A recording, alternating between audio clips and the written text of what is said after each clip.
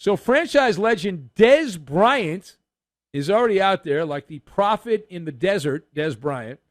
And he's putting on social media that Arch Manning, who will play on the big Fox game of the weekend there, Ohio State and Texas, tomorrow, the game everyone's yapping about in college football, but Arch Manning will have a star on his helmet.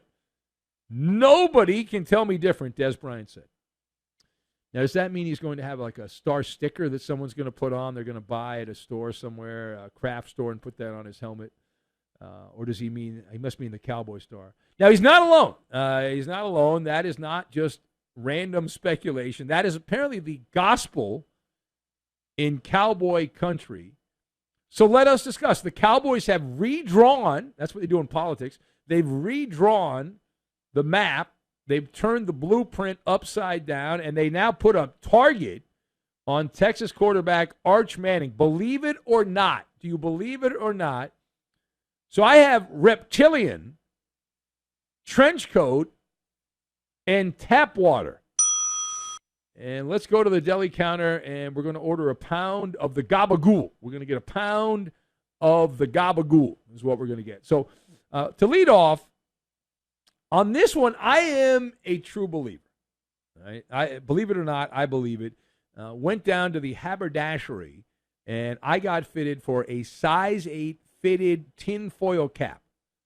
Now, even a 7-year-old child can tell you that this trade gives the Cowboys the stockpile of picks to manipulate, to finagle the NFL draft.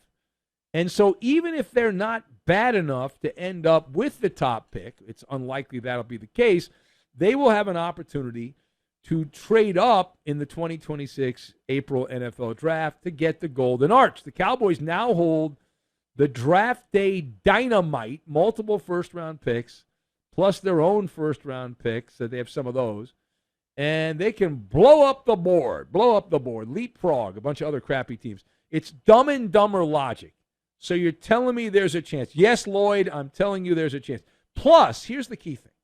You say, well, Ben, if they have the draft picks, the team that has the pick still is going to have to give up the pick, give up the player, and why would they trade Arch Manning if he supposedly is good? And who knows, he can go out there and throw 5 interceptions against Ohio State and end up in a ditch.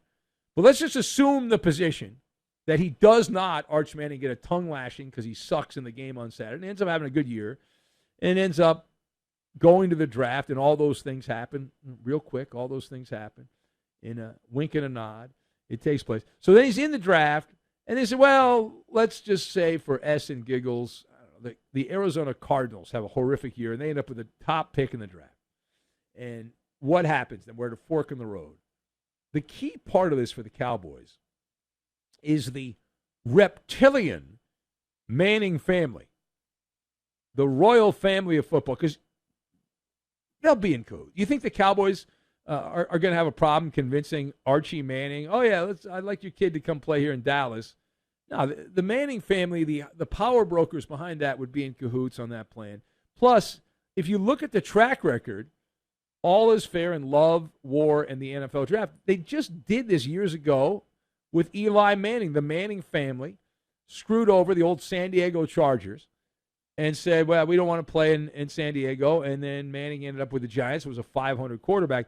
But they'll pull whatever strings they have to hand deliver the player, in this case Arch Manning, to whatever team they want him to go to. And if they get, the Cowboys have the picks now from the Micah Parsons trade to make that happen. Now, everything's bigger in Texas. Can you imagine the Cowboys trading Dak Prescott and 2 first-round picks and a second-round pick to whoever, the Browns or you name your bad team, to pick Arch Manning?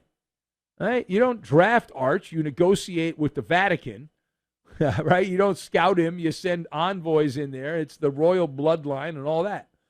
Now, furthermore, the Cowboy general manager and owner, Jerry Jones, he was asked about the many comments indicating that he did not want to trade Micah Parsons, because that had been the storyline for a while. And I think we have the audio on this. Here is Jerry Jones commenting on the fact that a lot of people thought he did not want to trade Micah Parsons, which happened last night. Take a listen. Do you really think if I wanted someone to be interested in him that I would say, oh, I'm going to trade him? It's the opposite. It's the opposite, of course. And I thank you for writing it. I really do. Yeah, okay. Well, you're welcome. I didn't write it. I talked about it. So, question, what did you take away from that soundbite? What did you take away from Jerry Jones and the admission that he was embellishing his level of interest in keeping Micah Parsons? So, I actually like this. To me, this is a bigger deal. A lot of people say, oh, it's not that big a deal. What's wrong with you? You don't know what you're talking about. Okay, let me explain. Because Jerry Jones, on this side of the microphone, Jerry Jones just straight up admitted that when he kept saying, we're not trading Micah Parsons, we're not trading him, he was essentially playing the role of the guy on the street corner trying to sell you a Rolex out of his trench coat, right?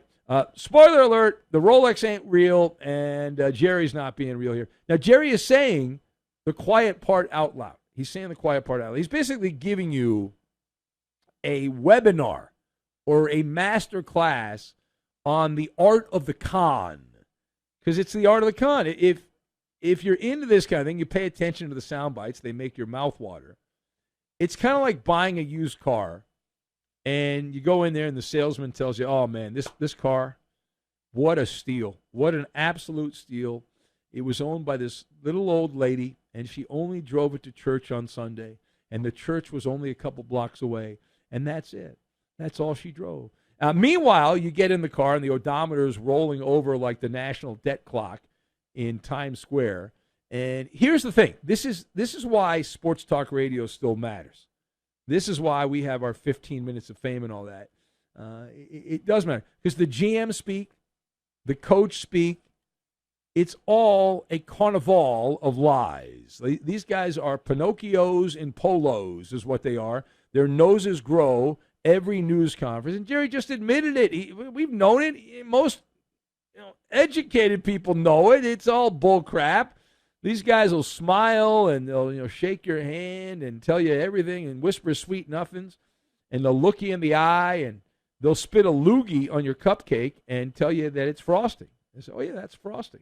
Well, no, it's a loogie. Well, no, that's a new kind of frosting. It's got no calories in it. But no, you just spit that out of your mouth. I don't care. It's just eat the cupcake. You can't even hate Jerry. You can hate Jerry Jones for a lot of things. You can't hate him for this. You can't do it. And you know why? He's not wrong, right? Again, it's all part of the deal. You don't go out in the open market and tell people that your house has termites.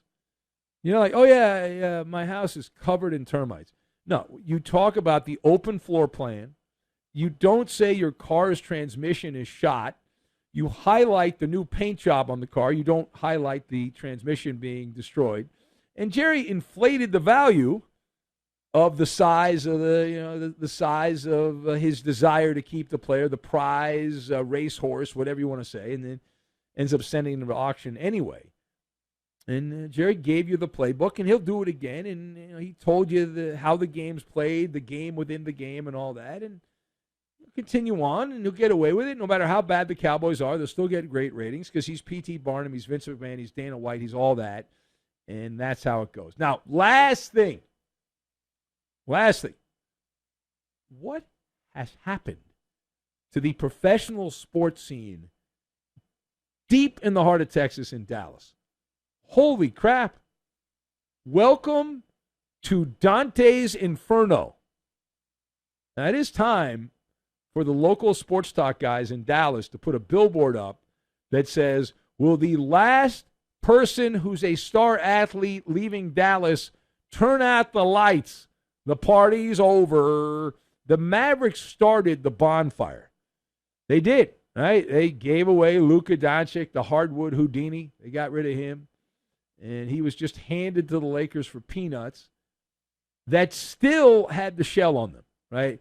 That doofus, Nico Harrison, the head dingleberry, pulled the trigger, and it was like a guy that was trying to hit the doorbell and hit the fire alarm. Well, no, you were supposed to hit the doorbell. I hit the fire alarm. Well, that's not what you're supposed to do. And Luka didn't ask out.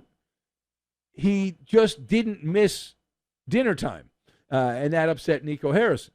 And he didn't hold the franchise hostage. Nico was not held hostage by Lucas saying, I want out.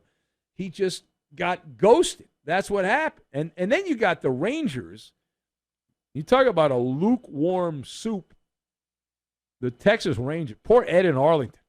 A team built on the brittle bones of old pitchers who spend more time in rehab than a rock band back in the old days, back in the 80s and the 90s, right? And they're not bad enough to tank the Rangers.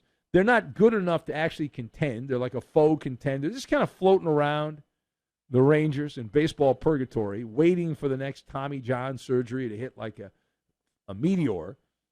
Now, they haven't traded, to my knowledge, they haven't traded a household name on that team yet. I'd be very concerned if I was Corey Seager, and he might be out. And then, of course, as we've talked about all night long here, the Dallas Cowboys saying bye-bye to Micah Parsons because his agent was a douche. That's essentially why the trade happened. Jerry Jones had a deal, and then the agent's like, no, that's not a deal because I wasn't involved in it. Well, Micah Parsons said it was a deal. It doesn't matter. I'm the agent. I have to get the deal. And so then Micah Parsons, he defended his agent, said, all right, you got to negotiate with my agent. Jerry said no, and that's it. So I've determined, after several minutes of deliberation, this clear breach of decorum by the Mavericks and the Cowboys, and to some degree the Rangers, that there's extra fluoride in the tap water in the Dallas area. That this isn't just a bad sporty year. Like, there's bad years and good years and all that. No. What's happened in the last, however many months it's been, Luka traded for nothing, and Micah Parsons traded for a couple scratcher tickets, which is essentially nothing. It is a sporty apocalypse, is what it is. And Dallas, they didn't just lose stars. They lost guys in their prime, not even yet fully in their athletic prime. They lost their identity, the swag, all that stuff. And it's like they got cursed by some vengeful sports deity somewhere. And maybe they did something they weren't supposed to do at a tailgate or something. I don't know. And there's a photo that several of you have sent me. And for our blind listeners, I'll describe what the photo is. But it's really the photo that sums up the entire year for the Cowboys and Dallas and also the Mavericks. Side by side is a jersey swap. On one side, you have Micah Parsons holding up, smiling, holding up a Luka Dallas Mavericks jersey, autographed. On the other side of the photo, you have Micah Parsons, his buddy there, Luka, holding up a Micah Parsons Cowboys jersey, also autographed. They exchanged jerseys, and now they're gone. So what's next? Are the Dallas Stars going to go back to Minnesota and become the North Stars again? Is Dirk unretiring to join Luka with the Lakers? What do we got? Jerry Jones launching a new podcast called How to Piss Off Star Players in 10 Days or Less, guaranteed. And we'll see. The hits just keep coming, baby, one after another. And these are self-inflicted wounds there in Dallas.